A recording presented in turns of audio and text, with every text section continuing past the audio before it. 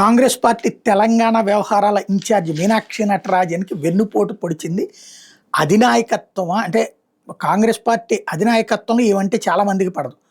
లేదా రాష్ట్రంలో ఉన్నటువంటి రేవంత్ వ్యతిరేక వర్గమా లేకపోతే రేవంత్ వర్గమేనా ఎవరనేది మాత్రం అర్థం కాలేదు. అసలు ఆ డాక్యుమెంట్లు ఇచ్చింది ఎవరు, అది అవన్నీ పనిచేయవు. ఆ డాక్యుమెంట్లు ఎఫ్ఐఆర్ నమోదు కాలేదని ఒకవైపు, ఎఫ్ఐఆర్ నమోదైన అది రాయనంత మాత్రాన అనర్హత వేటు వేసేస్తారు, అదెట్లా కుదురుతుందని మరొక వైపు మాట్లాడుతున్న వాళ్ళు ఇప్పుడు సుప్రీంకోర్టుకు వెళ్ళారు. వాస్తవంగా మొన్నే మధ్యప్రదేశ్లో 4 ఊట్లకు గాను 3 ఇప్పుడు బీజేపీ వాళ్ళు, ఒక కాంగ్రెస్ పార్టీకి అక్కడ ఫైనల్ అయిపోయింది, ఏకగ్రీవం అయిపోయినట్టు.